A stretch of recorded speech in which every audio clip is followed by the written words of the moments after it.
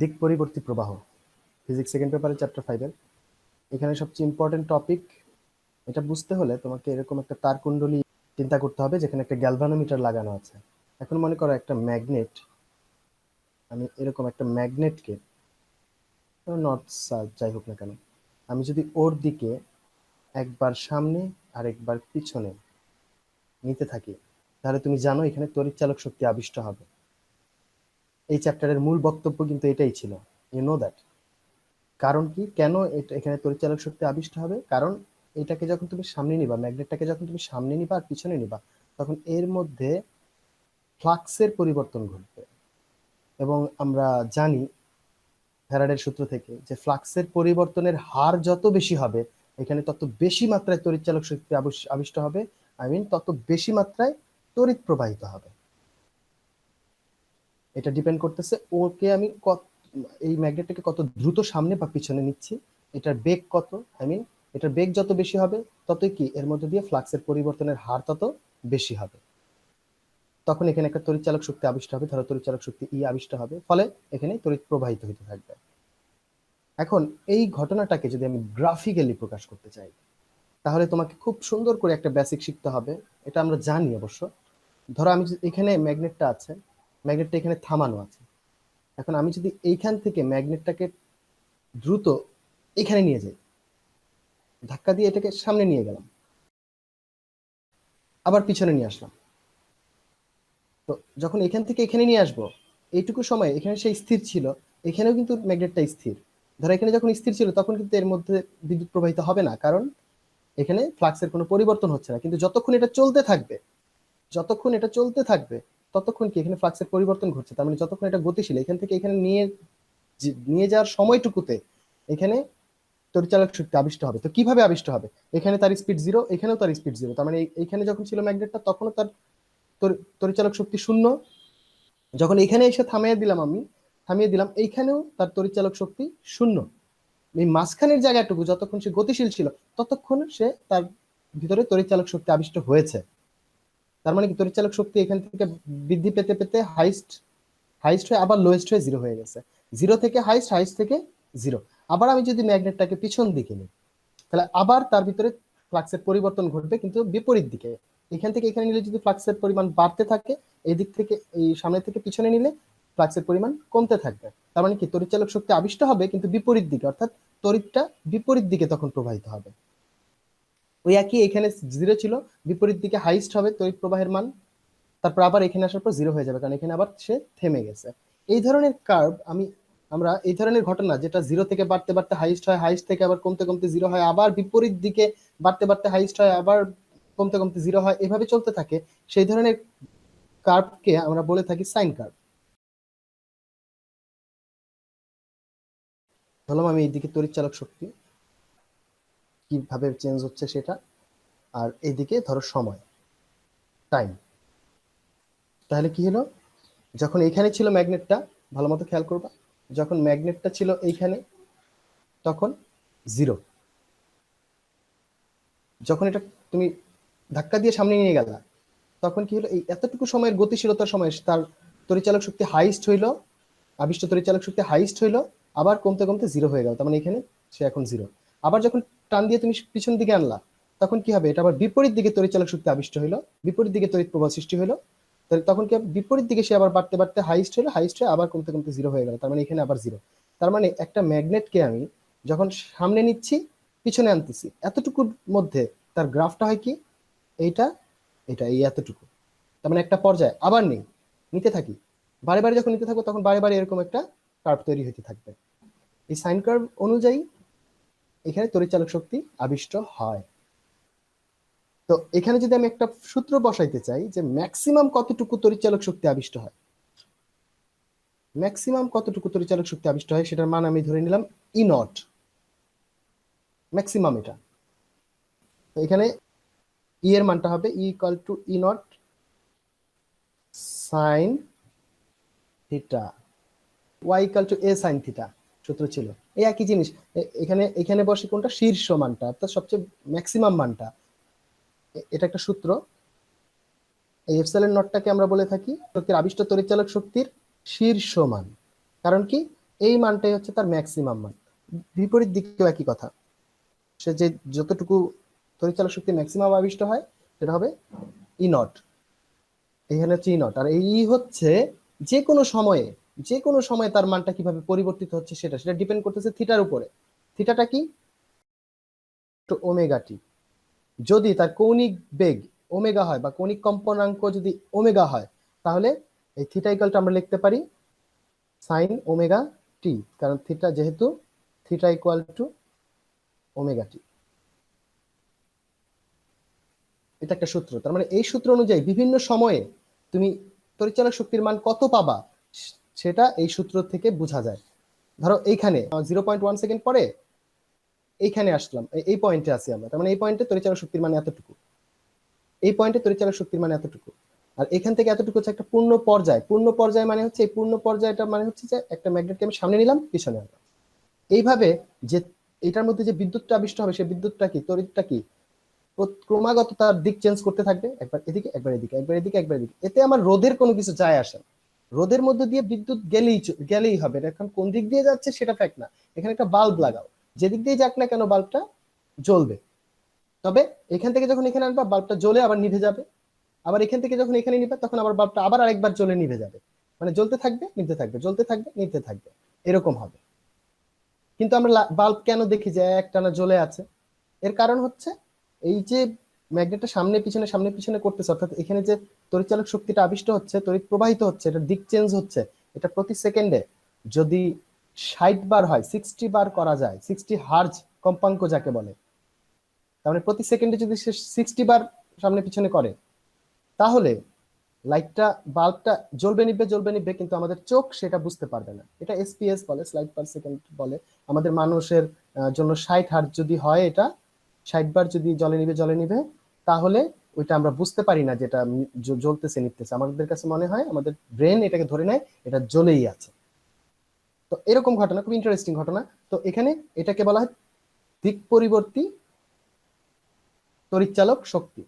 ঠিক একইভাবে তড়িৎচালক শক্তির যেহেতু দিক পরিবর্তন হচ্ছে, তার মানে কি আলটিমেটলি তড়িৎ প্রবাহেরও দিক পরিবর্তন হবে। আমি যদি ঠিক সেম গ্রাফটা তড়িৎ প্রবাহ নিয়ে করি, একই গ্রাফ পাবো। এদিকে আই, এদিকে টি। আই এর শীর্ষ মান হচ্ছে ধরো আই নট, অর্থাৎ ম্যাক্সিমাম কতটুকু তড়িৎ প্রবাহিত হবে, এদিকেও আই নটই হতে পারে, আই নট। তো ওর ক্ষেত্রেও একই সূত্র প্রযোজ্য হবে। আই, কারণ কি একই সূত্র প্রযোজ্য হবে কিনা, কারণ আই ইকাল টু, ধরো রোধ যদি আর হয়, তাহলে আমরা জানি কি I equal to E by R. আর আই ইকাল টু যদি ই বাই আর হয়, ই এর মান কত, E naught sine omega T divided by R. তাহলে ই নট বাই আর এটা ইকাল টু কিন্তু শীর্ষ মানকে, ম্যাক্সিমাম তড়িৎচালক শক্তি যেখানে হবে সেখানেই তো তড়িৎ প্রবাহের মান ম্যাক্সিমাম হবে। তার মানে ই নট বাই আর কে দিলে আমি এটাকে ম্যাক্সিমাম তড়িৎ প্রবাহ বলতে পারি, সাইন ওমেগা টি। আলটিমেটলি এই সূত্রটা আর এই সূত্রটা দেখো সেম সূত্র, যে দুইটা সূত্রই তোমাকে প্রকাশ করছে যে কিভাবে তড়িৎচালক শক্তিটা সময়ের সাথে পরিবর্তিত হয়। আর এখানে প্রকাশ করা হয়েছে যে কিভাবে তড়িৎ প্রবাহ মাত্রাটা সময়ের সাথে পরিবর্তন হয়। এই যে এদিকে পজিটিভ, মানে এদিকে যখন এই পাশটা দেখছি, তার মানে কি ম্যাগনেটটা বাম থেকে ডানে যাচ্ছে মনে করো।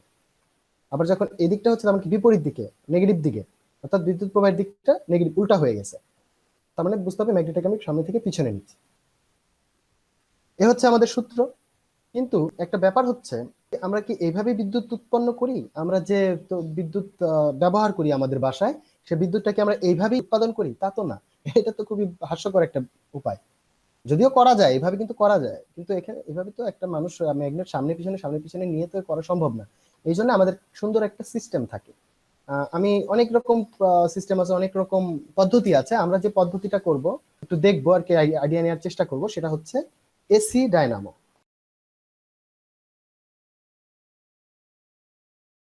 ধরো আমরা যদি এরকম করি যে একটা দুইটা ম্যাগনেট, দুইটা ম্যাগনেটের মাঝে, এটা ধরো নর্থ, এটা সাউথ, তার মানে কি এখান থেকে এই পাশে কিন্তু চৌম্বক ক্ষেত্র আছে, তাই না? চৌম্বক ক্ষেত্র আছে, সুষম চৌম্বক ক্ষেত্র। তো চৌম্বক ক্ষেত্রের মান ধরো বি। এখন এখানে যদি একটা কুণ্ডলী রাখি, একটা তার কুণ্ডলী রাখি আমি, তাহলে এবং এই তার কুণ্ডলীটাকে যদি আমরা ঘুরতে দেই বা ঘুরাই, সবসময় এরকম রোটেট করতে থাকি, যে এভাবে এখানে রেখে ম্যাগনেট, এখানে একটা ম্যাগনেট, এদের মাঝখানে রেখে আমি এটাকে এভাবে রোটেট করছি, তাহলে কি হবে, এই কুণ্ডলীটার মধ্য দিয়ে অতিক্রান্ত যে ফ্লাক্স, যে ফ্লাক্সের পরিমাণ, এই ফ্লাক্সের পরিমাণের চেঞ্জ ঘটতে থাকবে ওর মধ্য দিয়ে। যখন সে সমান্তরালে আছে তখন একরকম ফ্লাক্স, জিরো, এই তলের মধ্য দিয়ে অতিক্রান্ত ফ্লাক্সের পরিমাণ জিরো। আবার যখন এটা লম্বাবলম্বী থাকবে তখন ফ্লাক্সের পরিমাণ সর্বোচ্চ, মানে এরকম হইতে থাকবে। এভাবে ফ্লাক্সের পরিমাণ ক্রমাগত জিরো থেকে সর্বোচ্চ, সর্বোচ্চ থেকে জিরো, এভাবে এই তারের কুণ্ডলীর মধ্য দিয়ে ফ্লাক্সের পরিবর্তন ঘটতে থাকবে।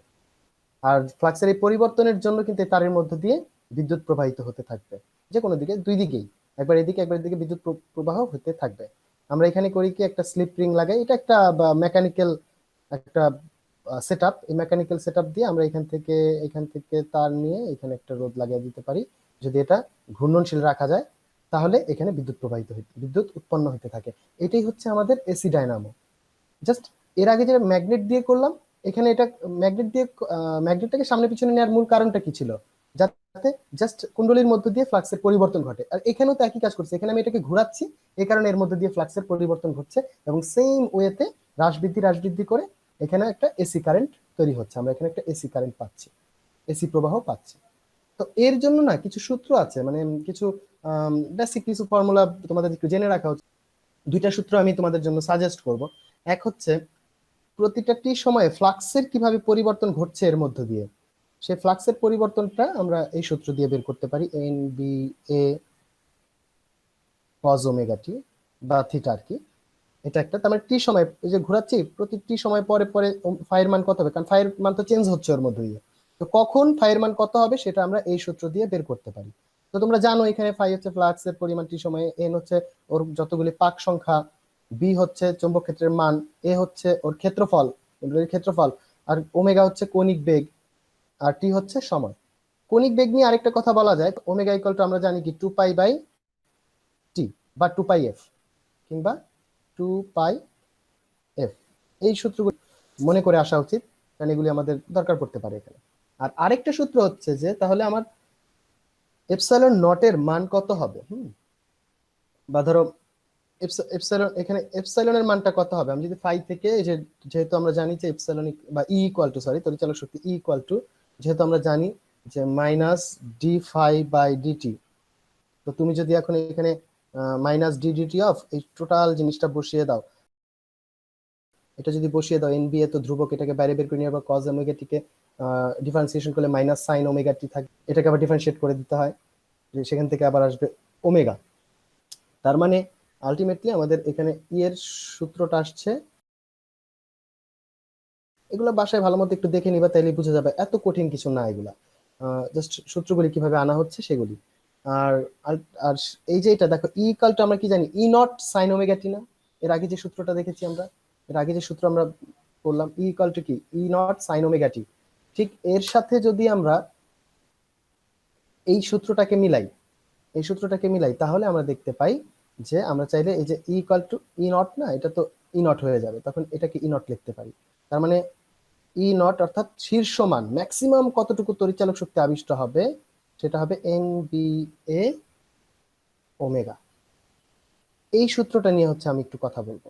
এই সূত্রটা হচ্ছে, দেখো আমি চাইলে একটা এসি ডায়নামোতে ম্যাক্সিমাম কতটুকু তড়িৎচালক শক্তি আবিষ্ট হবে সেটা আমরা পাক সংখ্যা, চুম্বক ক্ষেত্রের মান, কুণ্ডলীর ক্ষেত্রফল এবং ওমেগা থেকে বের করতে পারি। ওমেগা মানে হচ্ছে সে কতটুকু স্পিডে ঘুরছে, তাই না, যত বেশি স্পিডে সে ঘুরবে তত শীর্ষ মানটা তত বেশি পাবো আমি, এই সূত্র দিয়ে বের করতে পারি। এটা আমরা একটা ছোট্ট ইউজ দেখবো অবশ্য, একটা ম্যাথ করবো এখনই। এখন যেহেতু এই টপিকটা আমাদের হয়ে গেছে, এই টপিকটা টোটালি দিক পরিবর্তী প্রবাহের মূল বেসিকই এটা। এরপরে আমরা এটাকে আরেকটু ডিটেল করব, কিন্তু এই পর্যন্ত যারা বুঝতে পারবে তাদের জন্য এসি প্রবাহ বোঝাটা খুবই মজার হবে এবং তারা অনেক কিছু ধরতে পারবে। এখন আমি দুইটা ম্যাথ করাচ্ছি এই সূত্রগুলি দিয়ে।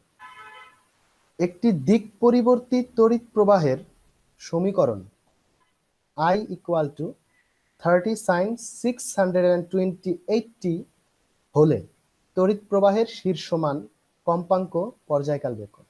অর্থাৎ এই তড়িৎ প্রবাহটার শীর্ষমান কত, কম্পাঙ্ক কত, পর্যায়কাল কত, এটা বের করতে পারছি। খুবই ইজি একটা ম্যাথ। এই সমীকরণটা আমাদের চেনা, তাই না, এই সমীকরণটা কি দেয়া আছে আমাদেরকে, i equal two 30 sin 628t। কিন্তু আমরা যে সূত্রটা জানি, সমীকরণটা জানি, সেটা হচ্ছে i equal to i naught sine omega T. এই দুইটাকে যদি আমরা তুলনা করি, এই দুইটা সমীকরণকে যদি আমরা তুলনা করি, তাহলে আমরা কি পাচ্ছি, তুলনা করে পাই i not equal to obviously 30, যদি এটা এসআই এককে হয়ে 30 অ্যাম্পিয়ার হবে, i নট এর মান 30। ওমেগার মান কি হবে, ওমেগার মান হচ্ছে 628, আর ওমেগার একক তোমরা জানো রেডিয়ান পার সেকেন্ড। এখন আমাকে কিন্তু ওমেগা চাইনি, আমার কাছে চাওয়া হয়েছে শীর্ষ মান, তোমরা পেয়ে গেছে i নট 30 অ্যাম্পিয়ার, তার মানে এর মধ্যে ম্যাক্সিমাম 30 অ্যাম্পিয়ার বিদ্যুৎ আবিষ্ট হবে। আর কম্পাঙ্ক চাওয়া হয়েছে, এটা কিন্তু ওমেগা কিন্তু কম্পাঙ্ক না, ওমেগা কৌণিক কম্পাঙ্ক বলা হয় বা কৌণিক বেগ বলা হয়, যে প্রতি সেকেন্ডে কত রেডিয়ান কোণ অতিক্রম করছে। কিন্তু আমি কম্পাঙ্ক বের করবো, আমরা জানি যে কম্পাঙ্ক ইকুয়াল টু এফ, এবং আমরা এই এফটা বের করতে চাই, তাহলে আমাকে কি করতে হবে, ওমেগার সূত্র ফেলতে হবে। ওমেগা ইকুয়াল টু আমরা জানি 2 পাই এফ বা 2 পাই বাই টি, একই কথা। তাহলে আমরা কি করব, এখান থেকে এফ বের করব, অলমোস্ট 99.95 হার্জ, মানে প্রায় 100 হার্জ আর কি। এটা একটা অ্যান্সার, এটা একটা অ্যান্সার। এখন আমাদের কাছে চাওয়া হলো পর্যায়কাল কত। তো এটাও তো একদম ইজি, তোমরা চাইলে পর্যায়কাল বের করতে পারো। এটা প্রায় 0.01 সেকেন্ড হবে। এরপর আমরা আরেকটা ম্যাথে যাব, আরেকটা অঙ্কে যাব। এই অঙ্কটাতে যাওয়ার আগে আমরা আগের যেটা বুঝিয়েছিলাম সেখান থেকে আরেকটা ছোট্ট জিনিস বুঝিয়ে আসি। দেখো এখানে যদি তুমি খেয়াল করো যে তড়িৎ প্রবাহ মাত্রা কিভাবে চেঞ্জ হচ্ছে, বা তড়িৎ চালক শক্তি কিভাবে চেঞ্জ হচ্ছে, যদি খেয়াল করো তাহলে ভালো মতো বুঝতে পারবা যে এখান থেকে এতটুকু হচ্ছে একটা পর্যায়, তার মানে এখান থেকে এতটুকু হচ্ছে আমাদের টি পর্যায়কাল, বা যে এখানে দেখো এখান থেকে এতটুকু হচ্ছে আমাদের পর্যায়কাল টি। আর এই পর্যায়কাল তার মানে কি, এতটুকু কত, টি বাই টু। এখানে এই এতটুকু পর্যন্ত টি, এখান থেকে এতটুকু টি, এখান থেকে এতটুকু হচ্ছে টি বাই টু, আর এই এতটুকু হচ্ছে কি তাহলে টি বাই ফোর, মানে এটা হচ্ছে টি বাই ফোর, এটা টি বাই টু, এই বিন্দুটা টি বাই টু, আর এই বিন্দুতে সময়টা কত, 3t/4, আর এটা হচ্ছে টি। তার মানে পর্যায়কালের মধ্যে একটা সম্পূর্ণ পর্যায়ের মধ্যে তার মান একবার পজিটিভ দিকে ম্যাক্সিমাম হচ্ছে, একবার নেগেটিভ দিকে ম্যাক্সিমাম হচ্ছে যখন, আর এটা তো জিরো, এটা তো 0 পয়েন্ট, যখন টি এর মান, সময়ের মানগুলি যখন খেয়াল করো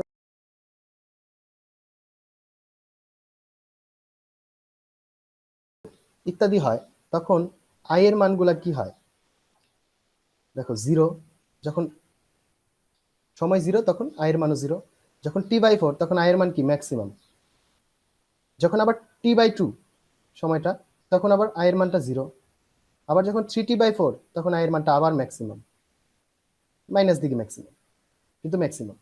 তাহলে এইভাবে করে যেতে থাকবে, আবার টিতে যখন যাবে তখন আবার জিরো হয়ে যাবে। এটা একটা সিকোয়েন্স, এটা একটু দেখে নিবা, এটা দেখতে খুব মজা পাবা তোমরা, ভালো লাগবে যে কিভাবে চেঞ্জ হচ্ছে তোমরা জানতে পারতেছো। তো আমরা সেকেন্ড ম্যাথে যাই। আমাদের সেকেন্ড অঙ্কটা হচ্ছে এই যে খুব বড় একটা অঙ্ক, একটি এসি ডায়নামোর, যে এসি ডায়নামো নিয়ে আমরা খুব ছোট্ট একটু আলোচনা করেছি, তার থেকে তুমি প্রশ্ন আনসার দিতে পারবা। জাস্ট সূত্রটাকে একটু অ্যাপ্লাই করার জন্য এটা দেখাচ্ছি। একটি এসি ডায়নামোর পাক সংখ্যা 500, আমরা লিখে ফেলি, হ্যাঁ প্রশ্নটা পড়তে পড়তে লিখে ফেলি, এসব অঙ্ক খুব সহজ। পাক সংখ্যা 500, চৌম্বক ক্ষেত্রে, চৌম্বক ক্ষেত্র 5 × 10⁻⁻5 টেসলা, চৌম্বক ক্ষেত্র এটা। আমার চৌম্বক ক্ষেত্রের মান আমরা জানি বি ইকুয়াল টু 5 × 10⁻⁵ টেসলা হলে 45 স্কোয়ার সেন্টিমিটার ক্ষেত্রফলের কুণ্ডলীটি, 45 স্কোয়ার সেন্টিমিটার ক্ষেত্রফলের মানটা দেওয়া আছে, A equal to 45 square centimetre. And তোমরা জানো যে স্কোয়ার সেন্টিমিটারকে কিভাবে মিটার স্কোয়ারে নিতে হয়, ইন্টু 10⁻⁻2 দিয়ে হোল স্কোয়ার দিবা, মানে -4 স্কোয়ার মিটার। তারপরে বলছে এত যদি ক্ষেত্রফলটা এত হয়, কুণ্ডলীটির পূর্বের সমস্যায় উল্লেখিত কৌণিক বেগে ঘুরতে থাকলে, পূর্বে উল্লেখিত সমস্যায়, পূর্বের সমস্যাটাতে দেখো এখানে ওমেগার মানটা 628 ছিল, মানে এত কৌণিক বেগে সে ঘুরছে, যদি ঘুরতে থাকে তাহলে আমি এটা দিয়ে দিই, ওমেগার ভ্যালুটা এখানে নিয়ে নিই আগের অঙ্কের, 628 রেডিয়ান পার সেকেন্ড। ঘুরতে থাকলে আবিষ্ট তড়িৎচালক শক্তির শীর্ষ মান কত হবে? অর্থাৎ যে তড়িৎচালক শক্তিটা আবিষ্ট হবে সে আবিষ্ট তড়িৎচালক শক্তির যে শীর্ষ মান ই নট ম্যাক্সিমাম মানটা আর কি, ওইটা আমাদেরকে বের করতে হবে রিকোয়ার। তো আমরা জানি একটা সূত্র একটু আগে দেখেছি, আমরা আমাদের লেকচারই দেখেছি। তোমরা যদি একটু দেখাই তোমাদেরকে, এখানে তোমরা খেয়াল করতে পারো, এই যে E naught N B A omega সূত্র। তাহলে আমরা জানি আসলে সবগুলি ওইভাবেই সাজানো আছে, ওইভাবেই দেয়া আছে। আমি অঙ্কটা শুধু এই প্রবলেমটা তৈরি করেছি শুধু তোমাদেরকে এটা এই সূত্রটার অ্যাপ্লিকেশনটা দেখানোর জন্য, একটু নয়তো পরে ভয় পাইতে পারো। এখন আর ভয় পাবা না, এই সূত্রটা দেখলেই হাসি পাবে তোমাদের। তো এন এর মান হচ্ছে 500,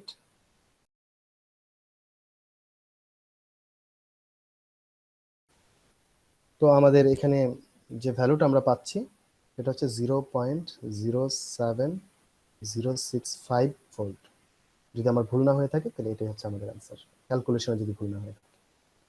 দিস ইজ আওয়ার অ্যান্সার। তো তার মানে আমি ম্যাক্সিমাম যে আবিষ্ট তড়িৎচালক শক্তিটা পাবো সেটা হচ্ছে এত ভোল্ট। সবসময় কিন্তু এত ভোল্টই থাকবে না, সে 0 থেকে এত ভোল্ট হবে, আবার 0 হবে, আবার নেগেটিভ দিকে এত ভোল্ট হবে, এইভাবে যাবে। এই হচ্ছে আমাদের দিক পরিবর্তী প্রবাহ এবং তার রিলেটেড ম্যাথ।